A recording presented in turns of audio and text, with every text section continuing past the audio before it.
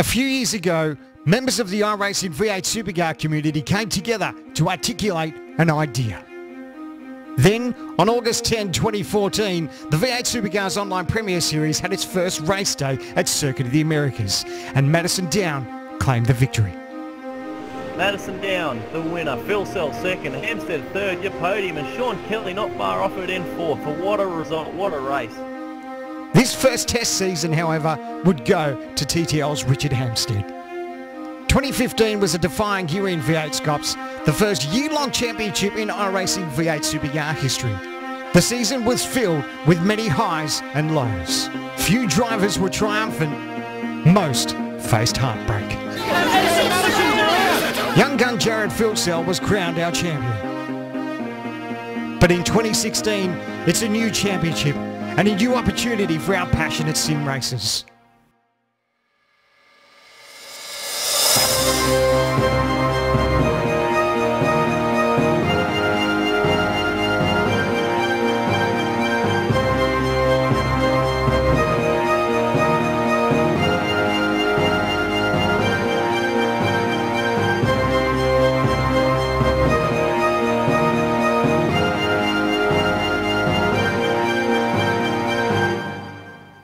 Who will be champion?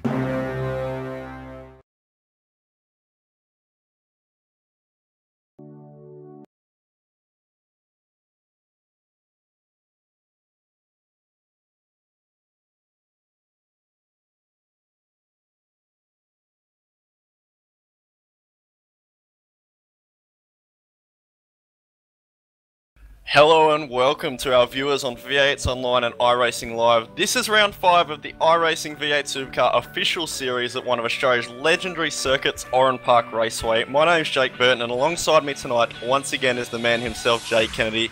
How are you, mate? And I hear you got a bit of special stuff for us tonight. Yeah, something a bit special coming up in just a minute. Hello everyone. Cannot wait for the race tonight, Oran Park. But we'll throw back this still... I mean, it's not quite as new, but this is a sad place that we no longer have around with us. And we'll throw back to 3 years ago, 2013, February 2013.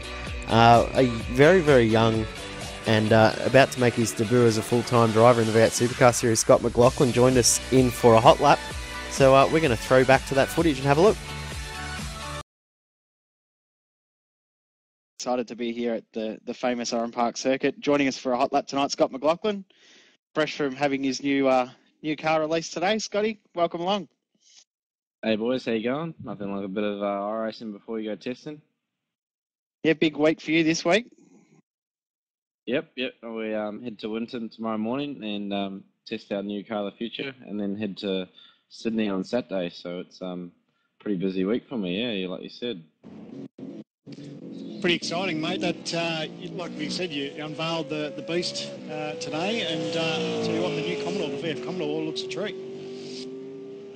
Yeah, it looks wicked. You know, I obviously saw it a little bit a couple of weeks ago and couldn't believe what it's going to look like, and the end package is pretty awesome too. So, you know, looking forward to you know, racing it and having a bit of fun. Speaking of fun, how much fun are you having driving around at Oran Park? When I'm not crashing, I'm going pretty good. So hopefully I don't crash on this lap. But it's a good circuit. I never got to race a car here, but I got to race go-kart actually around the circuit where I'm going past now. So it's yeah, pretty close to that. It's a tricky little racetrack for people who may not have done many laps around here for iRacing. Certainly turn 1, 2 sort of gets your attention trying to pull it up. Yeah, for sure. You know, I went off there in the last race, so I've just got to pull it back a little bit. But you know, it serves you right for not doing any practice. So it's a good little circuit and real challenging, especially to look after the tyres. So you just got to watch that. You've got to conserve a tiny little bit of fuel as well, or some drivers do, Scott. Do you have to worry about fuel? No, I didn't have to at all. I just drove as hard as I did, could, but yeah, you're always watching it, but yeah. Well, talk us through a lap, mate. Oh, our quality lap, we try and get a wide entry before trying to get a good exit onto the main straight, which is quite bumpy. You try and stick to the right side of the road as you putt to 6. Just at the end of this wall, brake. I normally go down 2 gears, down to 2nd for turn 2. Like you said, Sam, and real hard and to pull up and get in. Easy on the tyres, yeah. Braking at the end of this curb. 2nd down again. Be real easy, get off camber a little bit too, so it's hard to put the power down. This corner you're just trying to get as good a run as you can over the top of the bridge. 3rd gear. Nice and easy on the tyres. Really this section's really all about blowing the car throughout. Brake in. Grab a little bit of curb there. All 3rd gear through that section. Coolest part of the track right now. Got to be a little bit concentrated. And down to 2nd, so it's a quick lap. But and it's very important for your exit, for your time at the end of it. But pretty cool little track. Something that I really enjoy.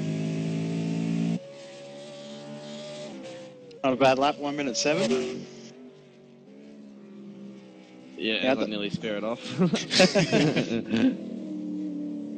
How have you found it, mate? It's probably hard, like you said, you've been busy all week. You've got to take off tomorrow to Winton, but you haven't had all that much track time as far as qualifying. I believe you only qualified not long ago, is that right?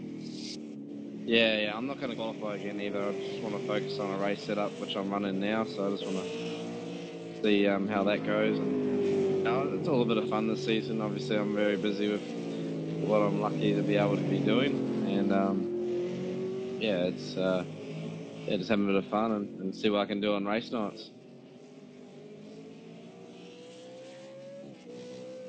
Now, speaking of the new car, you are obviously very, very proud of the new look of the new car for this season. Yeah, I reckon it's pretty cool.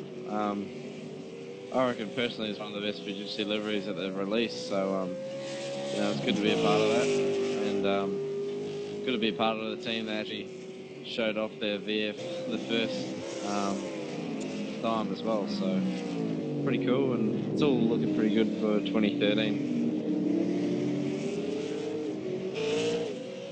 It's definitely shaping up for a good year for you. All the best for it too, mate, and we're pretty big supporters of yours, so good luck for this season. Yeah, thanks, man. It'll be good fun.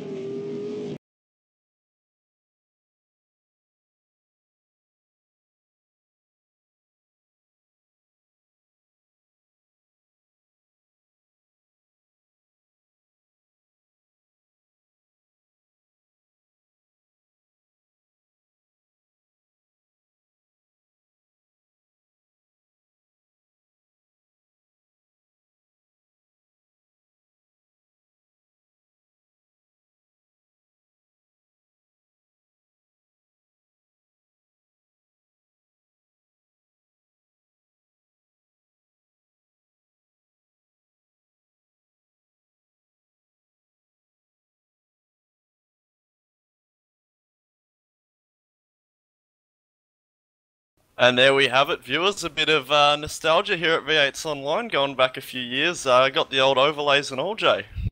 Yeah, that brought back some memories back to 2013. That was amazingly the week that it was actually the day that Scott released his first ever V8 Supercar with Alex Premer, his his teammate at the time. Excuse me.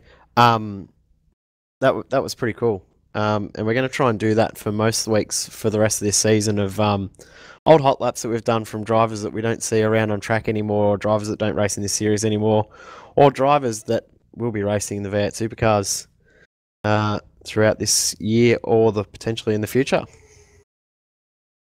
It's good to hear, Jay, but going on to tonight's race, obviously we're here at Oran Park for a 35-lap, effectively sprint race given the nature of this racetrack, and quite an interesting little bit of info that hot lap gave us, Jay. Scotty did a 1:07 for that hot lap, and the pace at the time, obviously a bit quicker, mid-106s, but tonight on a 51-degree track, these guys are doing 105.9, so clear to see that the car of the future's got a few more seconds on. Yeah, she's very, very hot, which usually leads to very, very quick qual times. So, as you said, a 105.9 fastest at the moment. We've got 3-4 drivers all with pretty much the same time at the moment. Still a couple of cars still cycling around for their flying laps, but the entire field, well, there's a fairly big gap actually in the entire field, but the top 10 at the moment separated by 7/10. That's it, Jay, and obviously a bit of a cooler track normally would produce some quicker lap times. Like, I think the world record in qualifying at Oran Park at the moment is a 104.2, as we're starting to get our live pictures, that by Ian Ford, I believe, but definitely very close up the front. Not much in it at all, especially between second and third. Our in-race reporter Sam Sutton currently sitting P2 on the exact same lap time as Ethan Grigult, and Bo Cubis obviously up at P1 at the moment. Bo, not having driven the car, haven't seen him much recently, but has jumped straight in here at Oran Park and put in a time like that. It's not really a track you want to just jump in and drive as well. It's a track you usually want to put in a fair bit of practice to, so good on him for getting out there and having a go really, really quickly. It's not easy. No, not at all. Such a short track, not very much time you actually spent out there, but it's always busy, and we'll hear a little bit more a bit later from Sam Sutton about that, and we'll go through a hot lap a little bit later in the race so you guys can actually see this. But another name I want to mention had a bit of a poor race at Imola, having not known the track, but Joshua Rogers actually half a tenth off pole in P4 at the moment. So this front four, this is going to be an awesome battle with these guys. That's amazingly close for the first four drivers to be separated by just over 4/100ths of a second. That's like cigarette paper, nothing in it. That's amazing. Yeah, we must also mention Corey Preston holding down a nice P5. Is missing a couple tenths over those top four, but of course with a track like Oran Park, the train can slow you down a lot. So Corey will be able to stick with him, that's for sure. And another guy we must mention, I believe our lone ANZ driver for tonight, Cooper Murray, recently signed to ANZ just a couple months ago, I believe around the Montreal period of the V8 Scops season. Young gun, go-karter, and up there in P6 for ANZ. Yeah, he was really, really quick in the last practice session I was in before too, so I don't think that's a true showing of his real pace as well, so we could see him do something pretty special in this race. But the big thing about this track is it is not easy to pass here. Quite difficult. You really have to set the other car up to get a pass done, and try and almost force a mistake. That's right, Jay, but this is going to be a really interesting race because Oran Park has already been on the V8 Scops schedule, so these guys have already raced this track about 1 or 2 months ago, I believe. Although it was in the old car, they still know their way around this place. So I think pretty much everyone in probably the top 13 or 14 places on this grid have already raced at Oran Park in the last 2 months. So lots of prep for these guys, and these guys are definitely going to know where to send it. And if there's a group of guys that do know how to send it, it's these guys here, because I'm looking through all the names here. These guys are probably the most aggressive group of guys we've ever seen race this car. It's really good to see. I like seeing really aggressive driving. We'll see a lot of defending too, I think, tonight too, which I love as well, using the alternate line.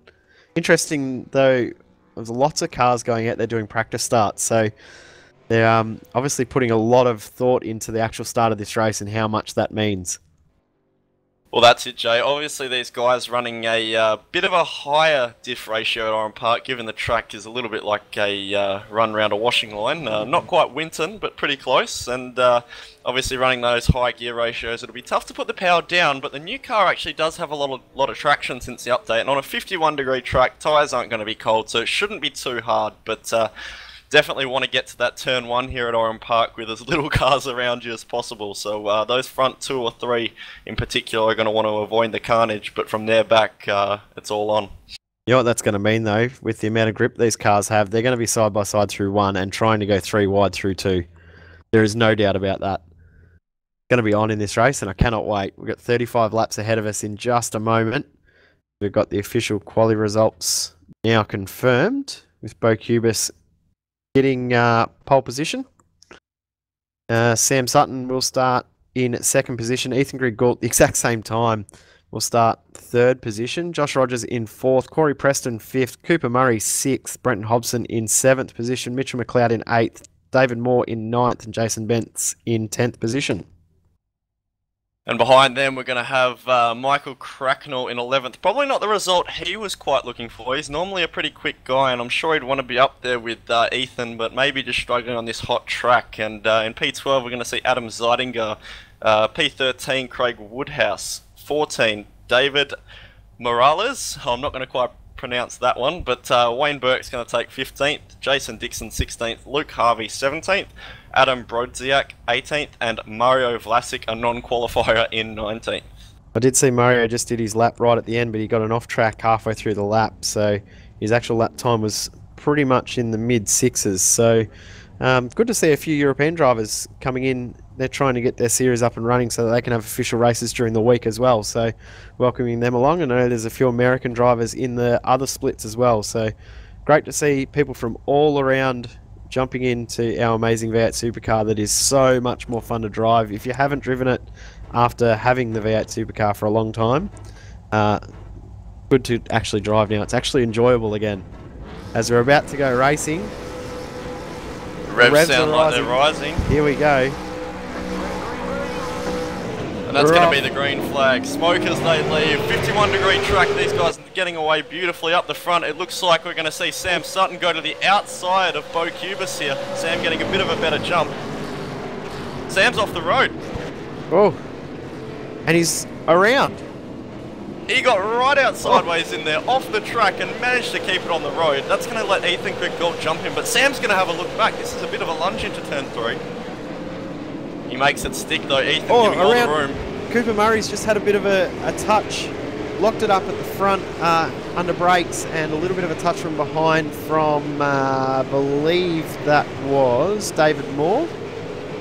He may have a bit of damage to the front of his car, and there's another car spun as well, which is Jason Dixon. That's right, Jay. Unfortunately, as much as we did mention how great it is to have some Euros in the split, with the Iracing priority on servers, it means it is a European split tonight, which means most of the Aussies are getting about 300 ping. And unfortunately, that means we're going to have some netcode dramas in this one, so that's a big shame there. The front 4 guys have pulled a very, very big gap over Corey Preston in 5th position. And a good start from Brenton Hobson Joshua up Rogers. into 6th. Joshua Rogers has just locked the rear tyres, avoiding Sam Sutton there, who got a little bit squirmy on entry, and has actually gone off the road. And that's going to cost him many spots. Mitch McLeod actually getting past him. And we're going to have a little replay there on board with Josh Rogers. Yeah, he's lost a fair bit of time from that. He's tucked in behind Mitchell McLeod now, so that puts him back into 7th position. What a hard track to fight back on though, Jay. This is going to be, it's all uphill from here for Josh Rogers. As I was saying before, it's a track that you find it really hard to pass, and you have to try and force a mistake from your opponent. And obviously that mistake there's cost a heap of time for Josh Rogers. Oh, Ethan Griggold has had a big lunge into the last corner on Sam Sutton, and these two are going to go drag racing up the front straight. This is for P2 here. Sam Sutton's got a lot more speed, but Ethan has the track position. Sam's going to get the overlap into turn 1 on the outside. One of these guys has got to give. Oh, brilliant racing. All crossed up there, and a little bit of a touch. Brilliant racing between those two. Got a little bit clustered into the second part of turn 1, but to go too wide to that first bit of that first corner here at Oran Park, that's not easy to do. Yeah, while that was all going on, Josh Rogers actually made a pass at the final corner on Mitchell McLeod, so he moves back up to 6th position, but he's still got a lot of work to do. And the gap Bo Cubis now has over Ethan Griggold, 1.7 seconds. Yeah, unfortunately, Ethan got a pretty average first lap or so and dropped a couple spaces to both the TTL cars, and then of course Rogers had his little drama, and then with the battle with Sam, that's allowed Bo Cubis to check out a little bit, but Ethan will be charging. Sam's actually struggling to hold on to Ethan here. Yeah, I did notice that Sam really seems to be struggling with the rear end of his car at the moment. It's not stable under brakes, and it's not stable under acceleration. He just seems to be really having issues with that, but as we were focusing on him, Josh Rogers has actually got the move done on Brenton Hobson into the last corner for P5, so he's charging hard too. He's very, very squirmy under brakes though. He did lock it up coming into turn 2. But obviously gained 2 spots back after losing about 3 or 4 from that incident on lap 2. As I mentioned at the end of qualifying as well, Michael Cracknell, who we thought obviously just had a bit of a bad quality result, is proving that to us, up to P8, and is actually chasing Mitch McLeod, although he's missing a little bit off the back of that SDC Commodore. Yeah, I know Mitchell's struggling with pace this week. He's done absolutely 0 practice in the V8 this week. He's done a lot of truck races this week as his standard talking practice. Typical talking, really. Truck race. Truck race, Skippy race, Master race. That's it. Repeat. Someone used a magic word in TeamSpeak, the other word. It started with a P. I think it's called prac something. I don't know. I didn't know what it was. Practice? Is that what it's called? Yeah, is that how you pronounce it? I don't know. We don't use that word in our team. Is that a verb or? I don't know. I don't know what it is. Yeah, right. Okay. Someone in the chat could explain to us what practice is. That'd be real nice. Yep. But back I've to the never action. heard of it. I'll tell you what, Josh Rogers has closed up really quick on Preston. But with Sam Sutton on screen. He we're back at this battle with Preston and Rogers. They have the lap before, so 5.5 gain Rogers over Preston, so I would guess that Rogers will make this pass on Preston rather soon. Yeah, Rogers obviously go-karter, very committed, knows how to get the move done, and although he doesn't seem to have the best braking confidence in that TTL Falcon at the moment, funnily enough, neither does Sam Sutton, so maybe TTL not quite having the goods under brakes at the moment. I would guess next lap around, Rogers will make the move on Preston at the final corner. I wouldn't put it past him at T1 here, Jay. No, not turn 1. Couldn't do it at turn 1. You'll think about it into turn 2. Oh, wow. That was very, very committed, and Preston saw it coming and wanted to make sure he didn't get involved in anything messy there. So that was a good bit of driving from both Preston and Rogers. That was ultra committed. Corey obviously playing it very smart, knowing that Rogers has got the pace and might actually be able to trail onto the back of Rogers now and catch Sammy Sutton. Yeah, they could work together here and actually close that gap. And it wouldn't take much to close it because Sutton is really struggling. The gap back from grid got 1 second. So I think these guys are really going to struggle in this race, Jay. This race is going to come down to the last 10 laps or so, because I can tell you, 35 laps, although it's probably about a 45-minute race, 35 laps on a 51-degree track of Oran Park, these tyres, although they don't wear much since the update, they are going to be gone by the end of this one. That is an understatement. I reckon there'll be nothing left on some of these tyres. So we're seeing, interesting to see where we're at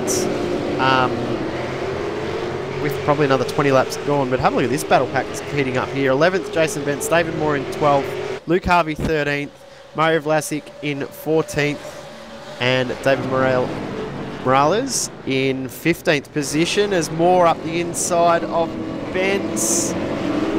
Don't think you'll get it done though. Good bit of driving from Bentz to hold that position. Yeah, Moore had a bit of a lunge there, just locked to front and very heads-up driving from Jason Bentz there to actually run it wide. But here we go. David Moore's going to have another lunge. He almost got that over-under happening then, but wasn't quite close enough. Unfortunately, that's a problem with Oran Park, as we're looking on board with David Moore. This track, you pretty much got a dive bomb to get a move on. It's so hard to get a run with such short straights that if you want to have a move, you've got to have braking performance in your car, which is, I think, where Sam Sutton's going to be struggling tonight. It was last week as well that Bentz, Moore and Harvey were racing each other as well, as Bentz has actually run wide on the last corner. David Moore's going to get a little bit of run. He's got a good run. He might not be quite close enough to take advantage of it though. We are now 7 laps through. We are 1/5 of the race distance done. Moore definitely taking it nice and narrow into turn 1, but doesn't quite have the exit speed that Bentz has. Oh, he's had a lunge into 3. He's once again going to push Bentz out wide. He's going to make it stick that time. I wasn't really going to hold your line in moves like that, but move done anyway. Hasn't ended the battle pack though, because Harvey is now right there. Oh, you can't pass there. Something else I've just noticed, Jay, that that'll probably be screwing the guys around a little bit. These extreme weather conditions tonight 32 km/h wind, crosswind on the straightaway going to the right. That's ridiculous. In the extreme weather, I guess. I don't know what else to say about that. Something it will be doing though is definitely throwing these guys off into turn 1. It'll be wanting to push the cars out onto the gravel on the outside there, so got to be careful about those ones. That could have potentially been what we saw at the start of the race, as Mario Vlasic gives Luke Harvey a little bit of a touch between 1 and 2. Dresses and make sure he doesn't actually make a pass. As we've got to move. David has a big lunge. Wow, what a dive. Pulls it up, man. And Cooper Murray's now tagged onto the back of this pack too. He was a long way back a couple of laps ago, and he's now in the right up and right out. Oh yeah, right out sideways. I was trying to say that. Up over the tunnel, over the bridge. Cooper Murray actually did a lap time as fast as our race leader last time by, so he's charging hard, and he'll go through these guys like a knife through bread. Or is it butter? Yep, it's butter. That's the saying. Wouldn't be a V8sonline broadcast if we didn't say something wrong. Cooper now as we ride on board. He's going to have a good run here on Mario. I wouldn't put it past him to have a lunge at 1, but Mario covers a little bit. Save it for 2, Cooper. Come on. Here he comes. He's got the run. Have a lunge. He's back on the throttle and down the inside of Mario. He's going to get it done. Oh, bit of contact on exit. And wheel-to-wheel contact too. That can cause damage to either or both cars, so they need to be a bit careful about that. I'll tell you what, that ANZ car is all sorts of messed up. We've got Ethan Grigg caught on screen. Caught up now, it's down to 0.8 of a second. Yeah, that's what I was going to just say, Jay. Ethan's pulled 9/10 since lap 2, but can you believe it's already lap 10? That's just the nature of this track, such short laps, it goes so quickly. 25 to go now. Ethan will want to be chasing Bo as hard as he can, but he's got to make sure he doesn't wear those tyres away too much. Sam Sutton actually started to bring the pace back on the last couple of laps, but again, that time by Ethan Griggold has pulled another 10th on Cubis. Yeah, one thing I'm just looking at the track map, in about 5 laps time, 10 laps time maybe, we're going to be coming up to lap traffic. And that will make it really, really interesting depending on where they actually catch that traffic. And that'll be about the moment that the first 3 cars will all be bunched up back together, I think. That actually relates to what I was about to mention, which is Joshua Rogers, fastest of the top 4, and I'm going to guess probably the whole field that time by. Yep. 106.572, so that's very quick from Rogers, and if these guys up front hit traffic, that's all he's going to need, because unfortunately the nature of Oran Park, it's so hard to bring in a big margin. But if Rogers can have some assistance from lap cars, he'll get it done. Speaking of margins that have really, really closed up, Brenton Hobson has closed up really, really quickly on Corey Preston. Last couple of laps has chewed away probably 2 or 3 tenths every lap. Last time by it was just over half a second, just on half a second again this time by, but at one point in the lap there he was almost touching the back of Preston's car, so watch out for a move here from Hobson to get into the top 5. Corey really struggling with the temperature. You see he ran wide once again down in turn 2. Obviously Brenton Hobson, Synergy Sim Racing driver, got lots of pace when he chooses to and does the practice. Obviously has a pretty popular YouTube channel, check him out, Hobo88, puts up a lot of live races. But we'll definitely be putting this one up, especially if we can make the move on Corey Preston.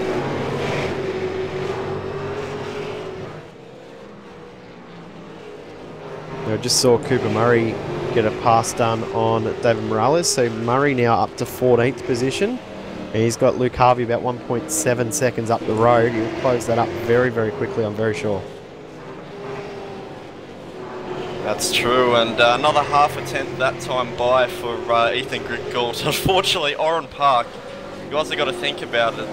30 seconds less than probably the average lap time we'd see at most tracks, which means the margin that you make in by having an advantage is much less, as the time difference is much less, and you can see that during qualifying, so it takes many more laps to actually bring in a gap.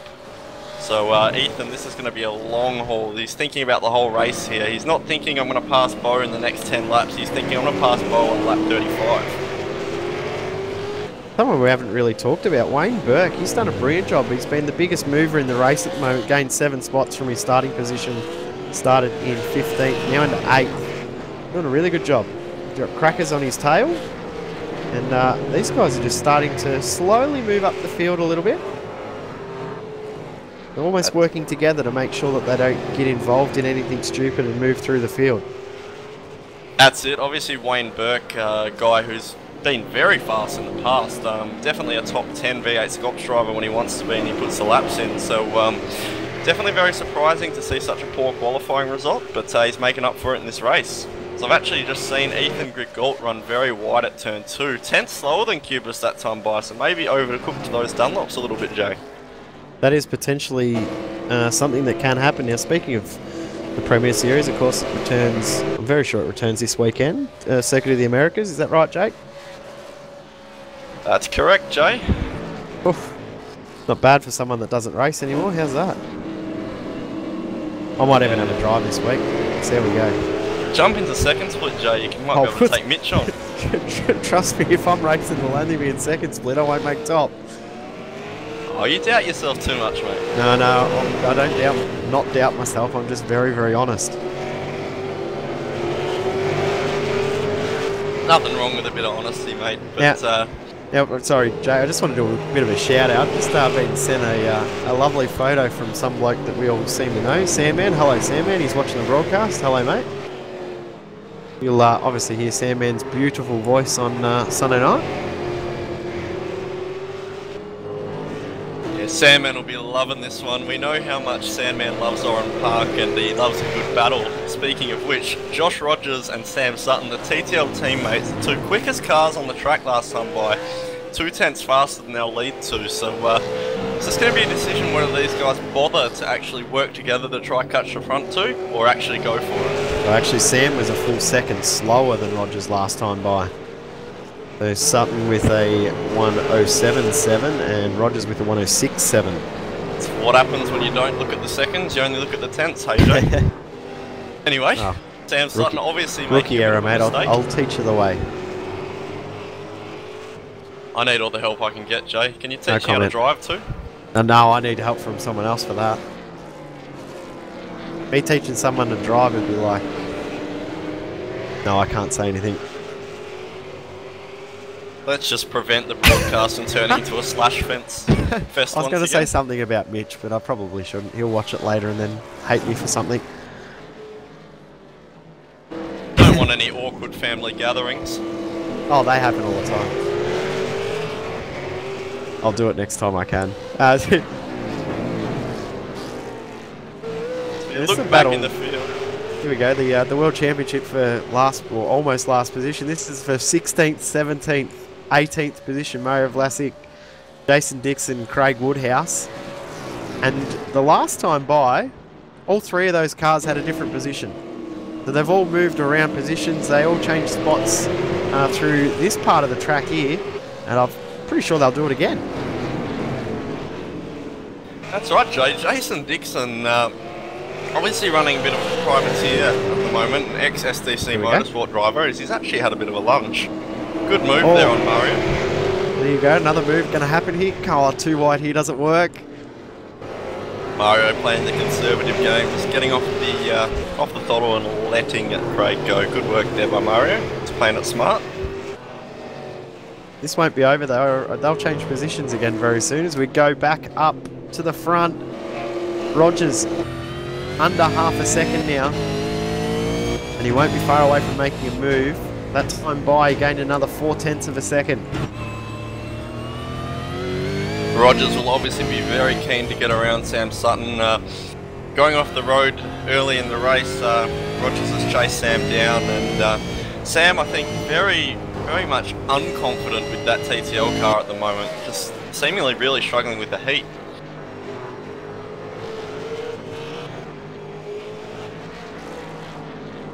He's obviously done something with setup that hasn't quite worked with this this adaptation to this different temperature. So he's definitely not coping as well as Josh is, especially when his qualifying lap was absolutely outstanding. Yeah, it's possible that Sam's maybe set that car up a bit more for pace and a little bit less for durability. Obviously the new update in this car has meant that the tyres do last a bit longer, but maybe these hot temperatures throwing the guys out. I can't actually remember any race being this hot since we've had this new car, new tyre model, so I'm not sure if you can confirm that, Jake, but I'm pretty sure this is the hottest race we've ever had. Oh, I've been in practice sessions where we've seen probably 53-degree tracks, but that's pretty ridiculous. You rarely ever see stuff in the 50s, and yeah, I agree. I don't ever recall an actual race being this hot. But yeah, a little bit unusual to see a track this hot in the middle of winter in Australia, but anyway, it's a little bit weird to be racing on a track that's now a housing development anyway. I think it's sad that this is a housing development, but that's another story for another day. Yeah, very sad one there. Obviously, those who remember watching the V8 Scots broadcast, we got Reece Gardner's track file, and he spoke about all the history of that. So go check out the V8sonline YouTube and look up Oran Park V8 Scots, and you'll find all that sort of stuff. Of course, another famous track next week we go to, VIR, one of the earlier tracks in iRacing that was released. And before we had Mount Panorama, it was our Mount Panorama. It had all the same character or similar characteristics without the walls, and something with that track that's no longer around. Obviously, Oak Tree is gone. That's right, Jay. Obviously, I believe the third round of the V8 Scots Enduro Cup actually heads to VIR, so we'll do a lot of endurance racing down there, and it's always good when you remember to put it in first gear on the line. Yep. Hello, Madison, if you are watching. And hello to Sean Kelly, who ended up upside down in that race. We might have that for a highlight for next week, for our flashback. Now, here's the gap that has closed dramatically over the last couple of laps. Brenton Hobson now is under a lot of pressure from Mitchell McLeod. Hobson only a couple of laps ago was actually putting a lot of pressure on Preston, but he's now pulled away 2.5 seconds. And McLeod has got some real pace at the moment. Oh, actually just looking up a little bit further, Josh Rogers into turn 1 locked the brakes and nearly collected TTL's Sam Sutton, so that could have been a little bit awkward. Yeah, team debrief is never good when teammates take each other out. Do you think it's fair to have a chat to Sam Sutton at the moment, Jay? Look, he said he was happy to talk to us anytime that we wanted, but I think we should wait a little bit longer. Alright, we'll put off chatting to Sam Sutton for a little bit, but Sam obviously under lots of pressure from his teammate there. Sam obviously ultra competitive guy, and teammate or not, he'll want to stay in front. Yeah, I don't think it would matter who that is behind him.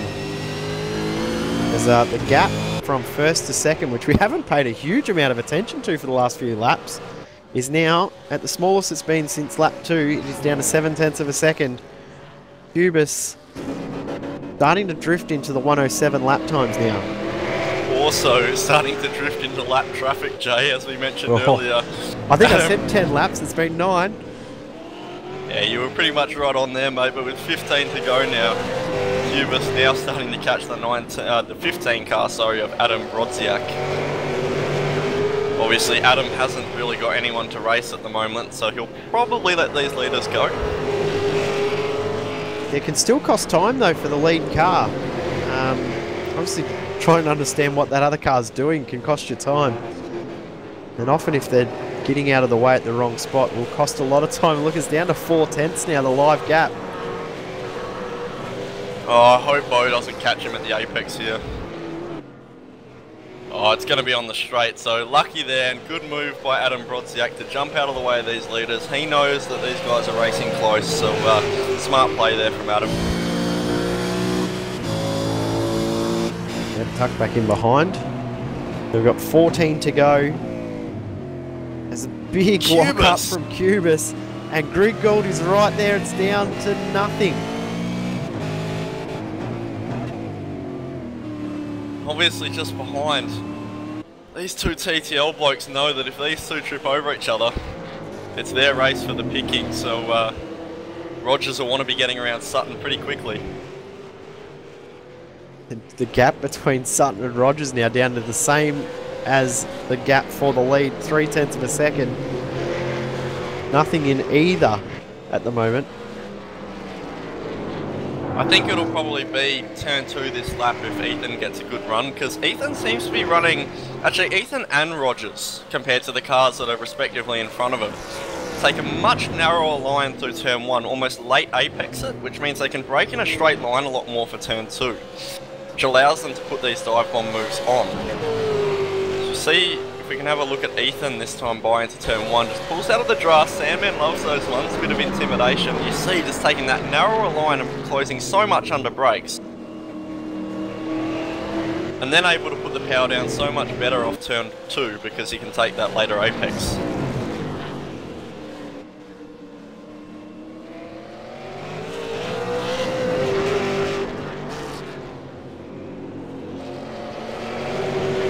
Something about Oran Park that we were talking about earlier in the race, American driver Ryan Shelton posted in a community group about how to actually drive around this place, and the general opinion from most of the guys is it's about patience, just letting the car rotate through the corner.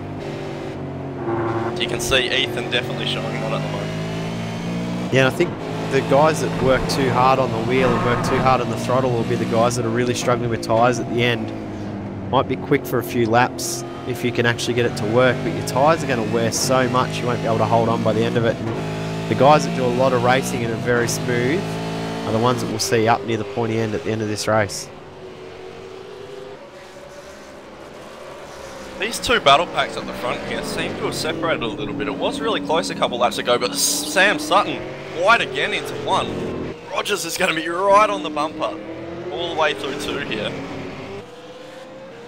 He's almost close enough to make a move. He won't yet, but I'll tell you what, the pace that he's had through the last couple of corners, he could actually make a move here soon. Yeah, Rogers knows obviously that there's still potential to catch up to that top 2, although very unlikely at the moment. So I wouldn't put it past Rogers to just sit there until literally the last 3 laps and then have a move on Sam, because obviously he doesn't want to take out his teammate and cost them a potential 1-2 in case what happens up front happens. So Rogers obviously had some bad luck at Indy in the V8 Sculpt and last week at Imola in the official series, but he's a very smart driver and wins a lot of races, so he knows how to win them. Rogers actually having a couple of internet issues, so hopefully that'll settle down. We've got 11 to go now, so we're starting to get up to the closing part of this race where guys will start to worry about tyres and stress about their actual position, and all of a sudden those cars in the mirror with terrible tyres, they seem a lot closer than they really are. And back in the pack, everything seems to have split up. A lot of the battle packs we had have actually dissipated. So the interesting bit is going to be these 2 packs of 2 up the front now. So we'll try and focus on them for the rest of the race. But I think honestly at the moment, Jay, it's just Rogers and Ethan in their respective battle packs just taking it slow, just waiting for the end. Yeah, both the cars that have the most pace, so I think they're either trying to put enough pressure on or just saving tyres to actually make a lunge with, say, 3 or 4 to go. As there's a big drift out sideways from Cubis at the final corner, but Griggalt's not going to be close enough to take advantage. 10 to go. This race is far from done. Yeah, not wrong, Jay, but these guys have got to remember that 10 laps at Oran Park is literally 11 or 12 minutes, so they've got to make this go soon. Can't let the patience game go for too long. As Rogers has a little bit of a brake lock up into turn 3. I'm not sure if we caught that, but has actually lost a little bit of time on Sammy Sutton for that.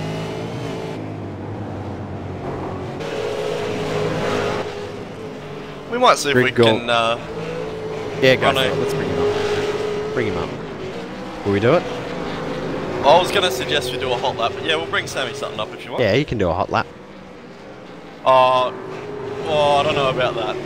I don't think we should get him to talk and drive at this point. He'll be right. We're going to bring Sammy Sutton up as he's holding off a very hard-charging TTL teammate in Joshua Rogers. Just a little bit hard charging, don't you say? How you hoping, mate? Yeah, I'll just brake here first. Oh, he's had a cheeky look. Oh, here we go. He's gonna. Oh, that's not nice, mate. That's not nice. We've actually just caught live commentary of a... I'll have to get him back for that. Sure, he's nearly put it off the road. Come on, Josh, you're better than this, mate. I'll tell you what, that's the most bizarre commentator's curse I've ever had on anyone losing a position. Nah, look, that was coming a long time. I'm hanging on here. I've got nothing with these tyres. Yeah, we were actually talking about that. What have you done setup-wise or not done setup-wise that your teammate has done to transfer the qual pace across to the race? I think I went up, from what I sent Rogers before we got in this race, I think I gone up a click on my pressures, and that's probably what's giving me these slides. I just can't get the car to point as nice, and Rogers was a lot better into corners, I was better out, so I think he had the pace to win this one, Josh did, but he just didn't qualify well enough. Granted, it was only 400ths of a second in it, but we're happy compared to last week that these guys ahead haven't really cleared out. I mean, Rogers would have had the pace, and we were kind of there or thereabouts, but all in all, it's been good fun, and that was a good battle with Josh. I think it's over now, though. Yeah, I think you might not be able to catch him back, unfortunately. How is it out there, though, mate? Is it pretty tough? It's pretty slippery, 51 degrees. I think, go back a few weeks, you would never even wanted to drive on this. I would have quit the race if I saw this track, but this new tyre model they've given us is it's absolutely great. It's allowing us to race on these high temps, and it's making it a fun car to drive. You know, you've got to wheel it really, and Oran Park's hard enough to drive as it is, and then he's nearly thrown off the road again there, Josh. It's just harder to drive in these high temps, and I've nearly thrown off the road myself there. It's just giving us that slide. Oran Park's already high degradation on the tyres, and it's always loading the car, so I understand why cars go into kind of turd, but these high temps don't help. Oh, mate, we'll let you go. Thanks for jumping in. Sorry to ruin your race. Oh, I haven't ruined it, mate. I had great fun. We'll chat to you again after. I want to see some drifting, mate, so... Oh, if I drifted, I'll put it in the fence like I tried at lap 1. See you, mate, good luck for the last 6. Cheers, lads. I'll tell you what, that battle up the front, there's nothing in it now. Griggle has the pace, just whether he can actually find a spot to make the move. Yeah, Ethan now hasn't had much luck this season in terms of winning these Monday night races. Obviously a dual series champion, and had that bad one at Interlagos with the engine blow, and then Imola last week didn't quite have the pace of those ANZ guys, but this week he's definitely got a chance at this win.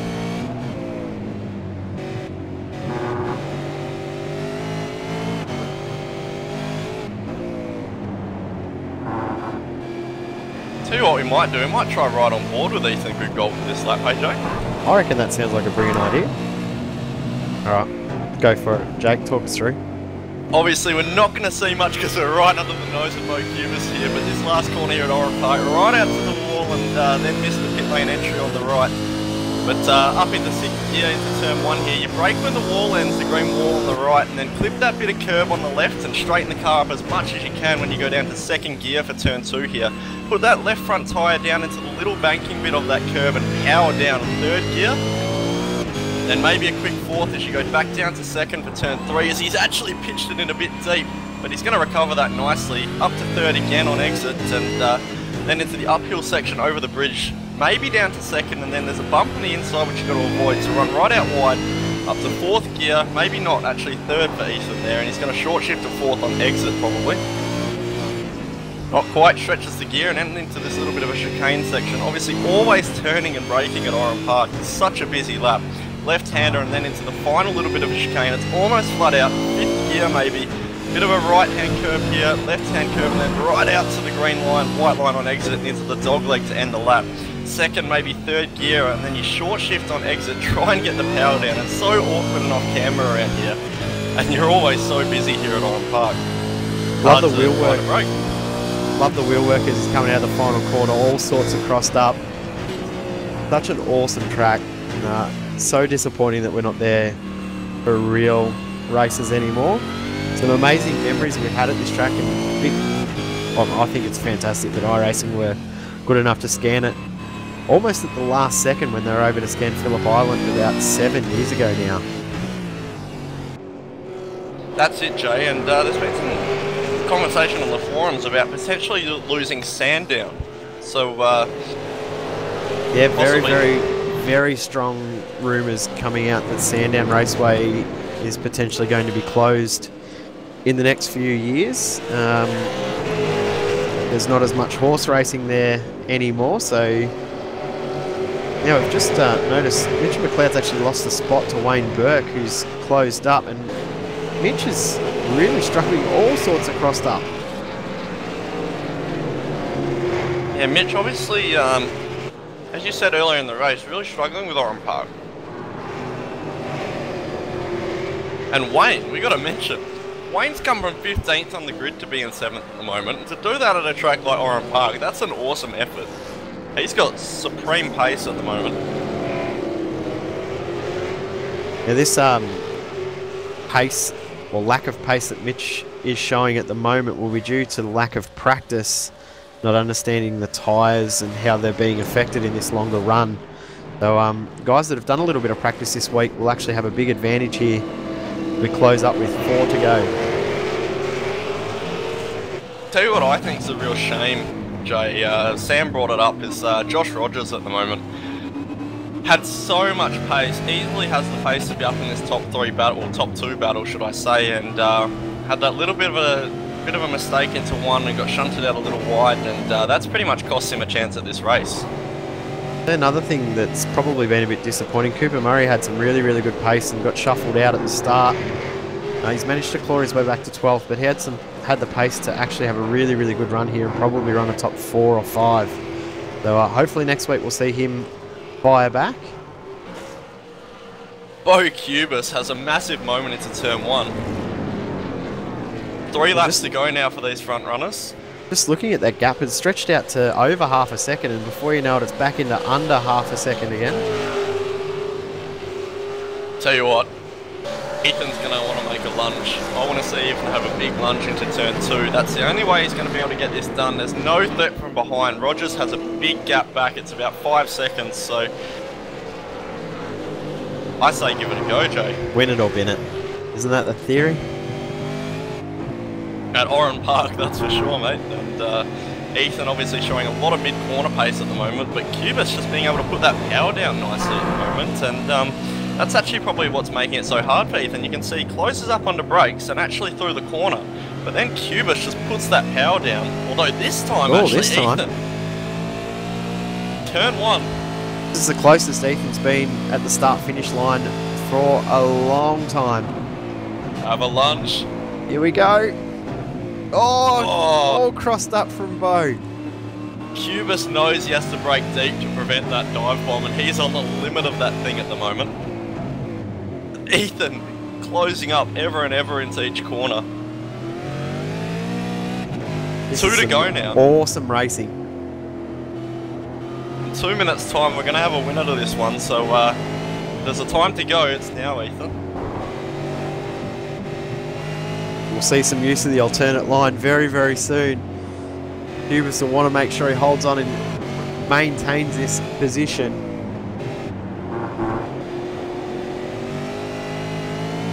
Cubis just seems to have the pace when it matters in this one. Every time Ethan gets close, Bo pulls something out and just pulls that gap out again, as we're now going to see the white flag. 1 to go for these guys now. Oh, I think Ethan may have just scraped the wall coming out of the final corner as well. So this is it. Will he be able to get close enough? Ethan is on the limit at the moment. Bo is as well, though. Unfortunately, there aren't a great deal of passing places on this track that aren't really dive bomb spots, so Ethan's going to have to either have a lunge or depend upon Bo making a mistake, and he hasn't made any all race though, so you'd highly doubt him to do it on the last lap. Been a really good drive so far. Will he hold on? If we're going to see a mistake, it's going to be into the last corner or into this one here. He's been really good through the flip-flop. Ethan, very narrow though. Oh. Ethan's got a good run here. Here we go. Lunch. Go for it. Oh, he's late under brakes. He's going to try and over-under to get the run at the line. Ethan's going to put the power down, but it's not quite going to be enough. Bo Cubis is going to come to the line and take the win for round 5 here at Oran Park. What a drive from these two. 0.2 of a second at the line. 0.2 of a second. These boys raced hard all race. Ethan did everything he could. Joshua Rogers is going to bring home probably a pretty disappointing P3, but still an awesome result, and Sam Sutton P4. Yeah, Corey Preston, good drive for P5s. Mitchell McLeod almost puts it in the wall, getting the power down at the final corner. Preston in 5th, Hobson in 6th, Wayne Burke, great drive to get up to 7th position. Mitchell McLeod in 8th, Michael Cracknell 9th, and David Moore rounding out the top 10. And just beyond that, we're going to have Jason Bentz come to the line in 11th. Bit of a disappointing race for him. He would have liked to move up a couple places, but that Angry Birds car looking nice and beaten up, so he's probably copped it from a few guys in that race. Cooper Murray as well, another disappointing result. Dropped 6 places from his awesome qualifying result. Looks like these guys back in this field, Jay, have actually just knocked each other around a little bit in this one. Yeah, I don't think there's any cars other than the first 2 that are actually straight. There's a lot of bent up cars out there. Damage everywhere. Awesome racing all around, and the damage we're seeing is what we would expect for racing at Oran Park. Just looking at Sam Sutton doing Gisberg and Spec burnout all the way around Oran Park. He's actually just looped it, but it's cool to see these 32km/h winds carrying the smoke. But that's going to be all she wrote here at Oran Park. We're going to just see if we can get a results table up and run through the field.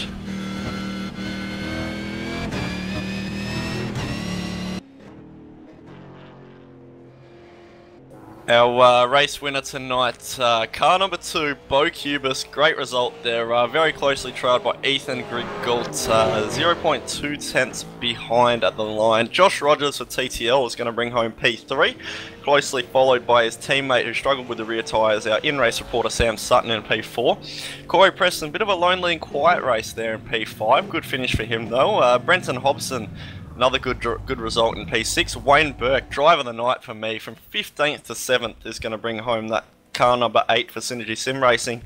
Mitchell McLeod going to bring home P8. Sorry, I've got those confused. Wayne Burke finished 7th. Michael Cracknell up a couple places to P9. David Moore is going to round out the top 10. Here we go over P11, Jason Bentz. Cooper Murray, unfortunate race for him. He finishes in 12th position. Adam Zodinger in 13th. Luke Harvey, 14th. These guys at the back here, they had an awesome race all the way through. 14th, Luke Harvey. David Morales in 15th. Jason Dixon, 16th. Craig Woodhouse, 17th. Mario Vlasic in 18th. And Adam Brodziak in 19th position. The full grid we had. That's it, Jay, and as much as the drivers would probably disagree, they probably wanted that 51-degree track out and over with. A bit of a shame we didn't get a bit of a longer one so that we could have seen Ethan have a proper crack at Bo for that race win, but very well driven from Bo to keep the pressure at bay there. Yeah, that was a really good race all the way through. How good were all the battles we had the whole way through the field, and as soon as one settled down, another one started to go again. But as we said last week, it looks like it's going to be the season for heaps of 2-car battles.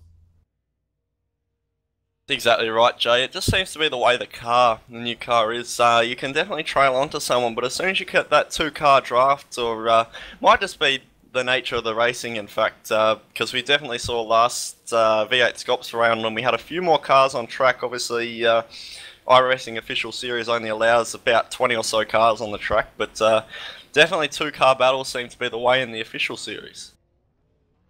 Yeah, which we don't mind. We like a good couple of battles. It gives us a lot more things to look at throughout the race. If we've got lots of 2-car battles, and we'll obviously see the same again next week at VIR, which is honestly, well, I'd have to say my second favourite track now, behind the Mount. But VIR, one of the most enjoyable tracks when you get right in iRacing. Absolutely, Jay. Definitely VIR. That section between, I believe it's about turn 5 onwards, that S's section is absolutely awesome in a V8 supercar. Yep, the two sections at S's are absolutely amazing. Up through there, up past the motel is absolutely phenomenal part of the track. So we'll find another bit of footage from the vault, but I think, just thinking back, we've probably got one of the most controversial moments we've ever seen in our broadcast history happen at that race. Fonte, you'll probably remember it listening in the background there. Justin Rougier leading the race, then Richie Stanaway punting him at the roller coaster to take the win on the last lap. And then Richie disappeared very, very quickly, and I don't think he was welcome back in the TeamSpeak again over at the ANZ team after they let him race with them. That's right, Jay, and obviously a few other big moments during that race, including the previously mentioned classic Madison Down not putting it in first gear from pole. Yep, we've already spoken of that one, but I think that one at the end of the race was even more controversial because it was a full-on takeout. Doesn't look like we're going to get any drivers in for a chat tonight, unfortunately. Yeah, it doesn't look like it. We've got a couple in here. We might see. I'm not sure if he's there, but we'll see if we can have another chat to Sam. Obviously, he's now got his voice back, not struggling with the Rogers pressure. So, Sam, why don't you run us through, mate? How'd you go tonight? Oh, that was a comedy of errors, those first couple of laps. I had a good launch, a very unique starting method, as you know, Jack, that I use, and it worked well. Tried the outside on Bo Cubis, and I got to the turning point of turn 1, and I'm like, that's a lot tighter than I remember. So, put it in the dirt, bit of Formula D going on there, but saved it and managed to get Ethan back at the next corner. So we stayed second, but Ethan had a sneaky dive into the final corner. Saw him coming, gave him the space, and at the end of the day, he was a quicker car as well. I was probably 4th fastest, so I finished where I should have finished, and yeah, had a good battle there with Rogers. We were just having a chat about it then, and he said it was a bit cheeky, but I'm like, what do you expect at turn 2 at Oran Park? You got to give it the fender, and I think he hasn't watched back the broadcast yet, but when he will, have a bit of a chuckle. I was actually surprised he waited as long as he did to make that move. I'm sure you were a bit surprised by that too. Well, we've sort of found that once you get within about half a second, it's almost like a brick wall when there's a track with no draft, and it burnt his fronts up pretty major, and he was just saying he wasn't exactly taking it easy. He was trying in places, but it didn't surprise me. I figured you don't need to do anything to the last 10 laps because there's just as much a chance I could have stayed there and done the same thing. So he was just probably biding his time and saw an opportune moment when I was struggling with the rears under braking and just threw it up there and got it done. That's it, mate. And another thing we've got to mention, you mentioned last week in the box about how you guys were really struggling with setup. Obviously, tonight you mentioned you overpressured the tyres, but other than that, do you think you guys have managed to get your head around it a little bit more, obviously with Coda coming up in the Scots next weekend? Yeah, we think we've just kind of, it's not so much getting the car to work, it's just understanding why the car does what it does. That's what we were really struggling with. We were just not comprehending why our car was good in certain parts of a track and not so good in another, and we've been playing around just throwing settings at it and seeing what happens, and Rogers and I came with a bit of a conclusion that we tried tonight and it seemed to work. We didn't get dropped by Ethan like we did last week. Apart from me going off the road a few times at the end there, we weren't too bad. We were actually hanging on quite well. So Coda next on the weekend should be good. I think we'll see the usual performance from TTL there, and hopefully Rogers can grab a win. Well, good luck for Sunday night. We'll no doubt hear you in the booth with Jake on Sunday as well. Definitely. Thanks, guys. Thanks, mate. Next guy we're going to have up is the guy and the teammate to the guy we just mentioned, Joshua Rogers, P3 tonight, mate. Obviously a couple offs in the first couple laps obviously stopped you from getting back up and having to go at those two cars up the front. So you had the pace, mate, so run us through your race. Oh, yeah, look, off the start, it wasn't too bad. Like, the initial jump and clutch slip was pretty good, and I don't know, just on the transition from first to second, it bogged a little bit, and that cost me a bit. I thought I'll just try and make it through the first two turns, and first lap was pretty clean, and then coming into the turn 1 in the second lap, I think Sam was pretty on edge, and I just came in a little bit too hard and put it in the gravel.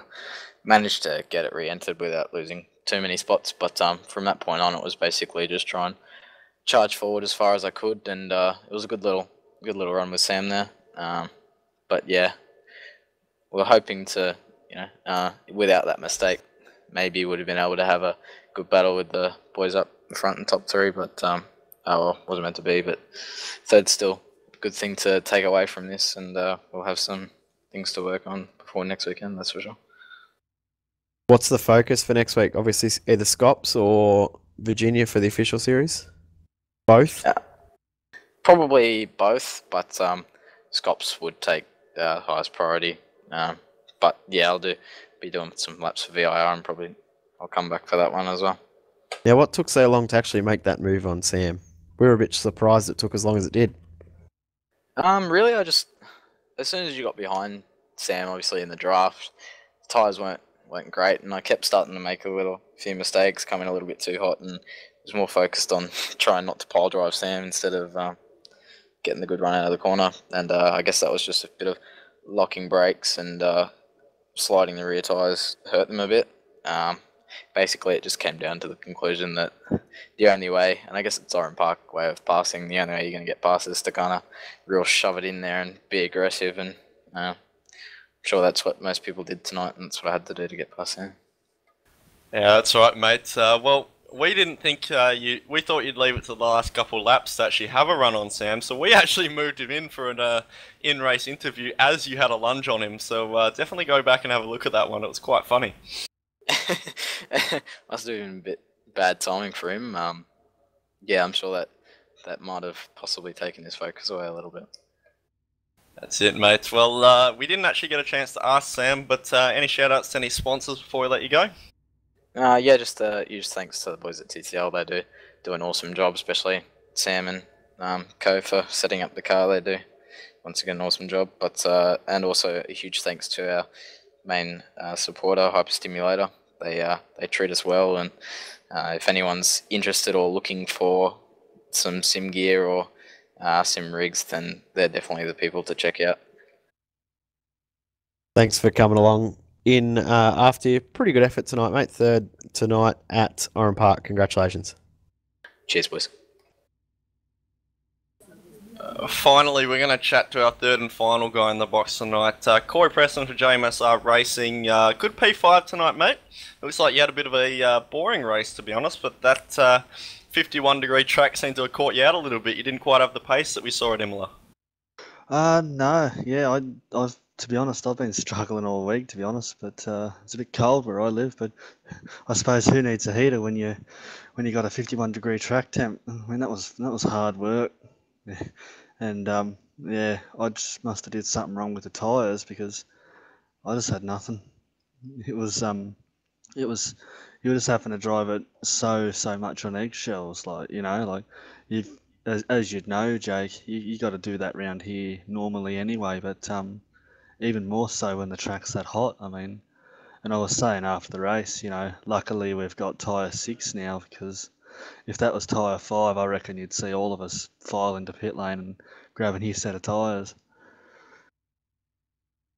That's right, mates, and we actually heard from Sam Sutton that he overpressured his tyres a little bit as well, so maybe all of you guys seemingly struggling with that a little bit. Yeah, what did he run by any chance? Oh, you didn't quite want to give that one away. Good try. We didn't get that info though. Yeah, I don't know. I think I might have went too high, maybe even too low. I don't know what the go is here anyway. But yeah, my car's just been doing little odd things all week. So yeah, it was finally good to get a consistent result. But I tell you, old mate Hobson had me a little worried behind me. Yeah, he caught up you pretty quick and then dropped off almost as quick. So I guess he burned out his tyres trying to catch you quite fast.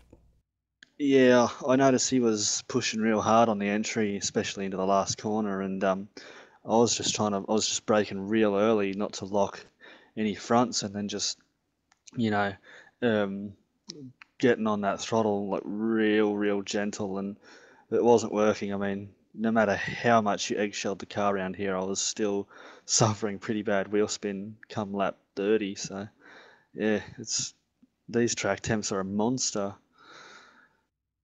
Oh, mate, we'll let you go. Off to go and focus, no doubt, for Premier Series at Circuit of the Americas on the weekend.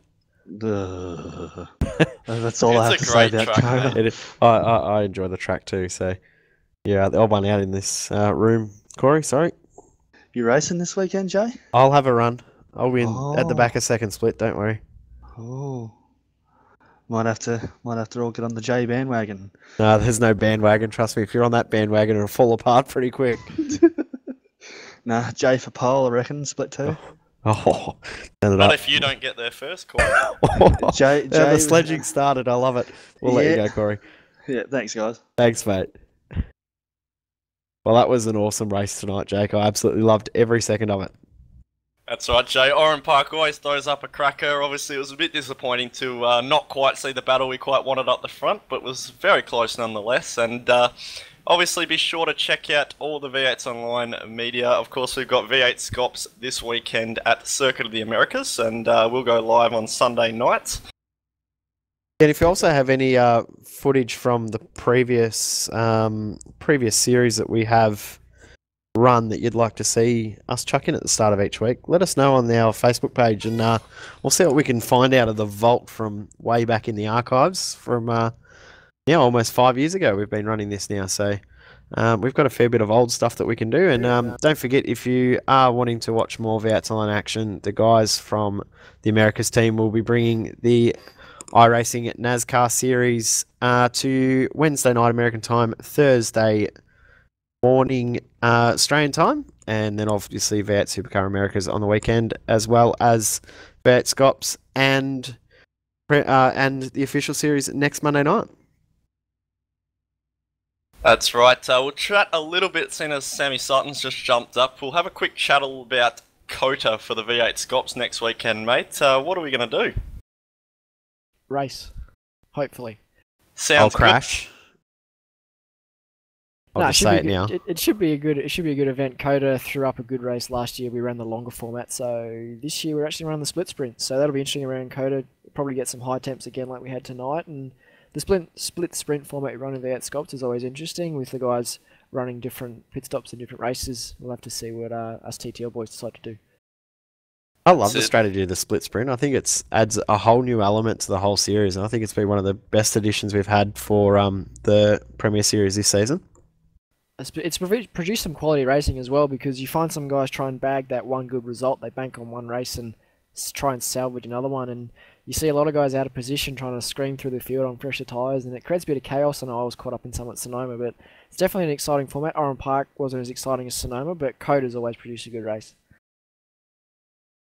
That's it, and obviously COTA, I'm not sure it's too much of a sprint racing track, but it's definitely, with all the direction change and then the tight and long corners, it's going to be definitely an interesting one to try and make some moves, that's for sure, but certainly going to be a hard race. Or two, should I say. It's going to be another tale of tonight where you got to qualify well, and we might have to see some more of the Josh Rogers style overtake. Just send it and hope to get it done. I mean, it's what you got to do around COTA. It's a sprint race. It's what you got to do. So, no, it'll be a cracking race. Split 2 will be good to call as well. They've always produced a good show, and the last few weeks it's been some exciting racing with those guys. And of course, Split 1 always put on a good show. Yeah, cannot wait. We might wrap it up though. Thanks, Sam, for jumping in. Jake, that was another awesome night of racing. Absolutely, Jay. As we said, Oran Park with an awesome race. We'll be back next week for round 6 of the iRacing official V8 Supercar Series at VIR, as we mentioned. It was all the Bo Cuba show tonight, so well done on him on the win. But check us out on social media, V8sonline and SimSpeed TV on Facebook. It's been a pleasure having you guys with us tonight. It has been Oran Park, and we'll see you next week for V8 Scops and the official series on Monday night. Thanks for having us.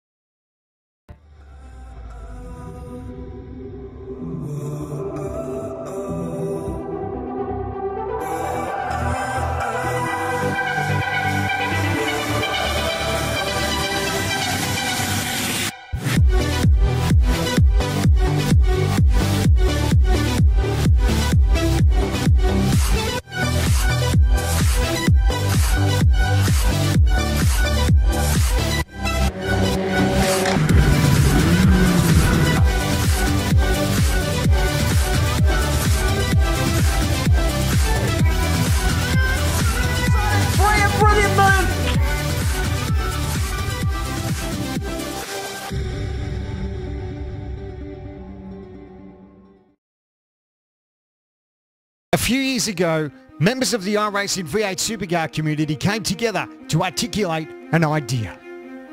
Then, on August 10, 2014, the V8 Supercars Online Premier Series had its first race day at Circuit of the Americas, and Madison Down claimed the victory. Madison Down, the winner. Phil Sells second. Hampstead third. Your podium. And Sean Kelly not far off at N4. For what a result. What a race. This first test season, however, would go to TTL's Richard Hampstead. 2015 was a defying year in V8 Scops, the first year-long championship in Iracing V8 Supercar history.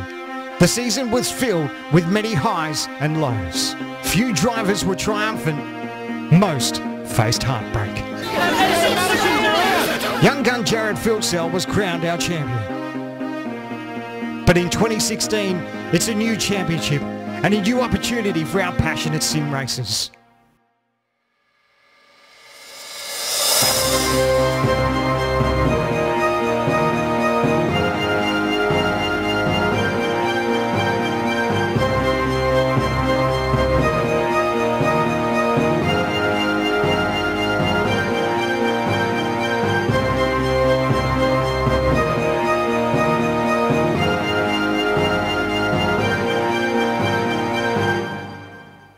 Who will be champion?